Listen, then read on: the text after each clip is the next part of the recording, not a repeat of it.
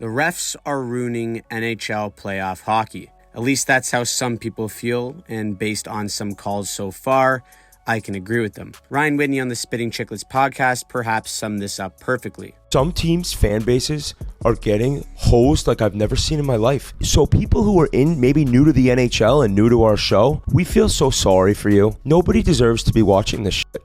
It's unbelievable what playoff hockey used to be and what it is now.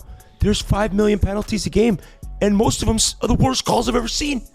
It's unbelievable. Whit is not the only one who feels this way either, as a lot of voices in the hockey community have shared just how frustrating it has been this season. But the reason why so many people feel this way is because it's changing the fabric of playoff hockey right in front of our eyes. All we have to do is just look at some of the things that transpired in last night's games. Let's take this Fiala penalty right here on Leon Draisaitl. In a tight 3-2 game with the momentum swinging in Edmonton's favor after coming back from being down 3-0, this play right here was called tripping. Draisaitl has the puck and Fiala makes body contact to actually strip Draisaitl of the puck. The ref sees it differently, calls it a trip, and Draisaitl would score on the ensuing power play to make it 3-3. Now, when teams and players see something like this called, here's the message it sends. Players have to be extremely careful when they play the body because any contact could now warrant a tripping penalty, especially if it's against a premier player. Mentally and tactically, this changes everything for both teams. Special teams instantly becomes way more important, and a call like that sets the tone for the type of physicality the game will have from that point on.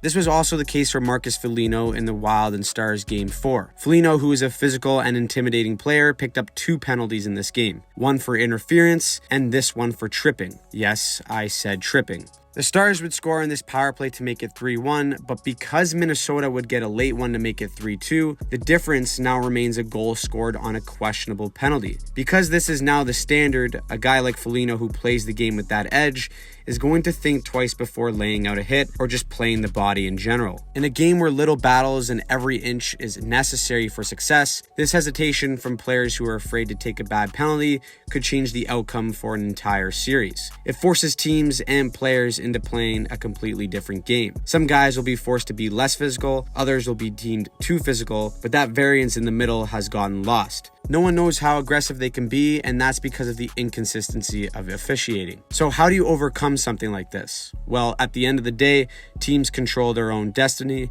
and I love this quote most by Kings coach Todd McClellan. When he was asked about that controversial tripping call in Fiala, he said, "Look, I can get up here and whine about officiating, but in all my years, I've learned that calls either go your way or they don't go your way. If they call a tripping penalty, it's a tripping penalty." Despite all the horrible officiating from a fan's perspective, if you're a team in the NHL playoffs, this is now the only mentality you can afford to have. While teams may hate the calls that put them in vulnerable positions, the best teams in the world overcome the adversity. To waste your time getting mad or frustrated at a blown call is useless. This is because hockey is a fast game, and if you get hung up on a pass play for even a second, it can cost you in the present.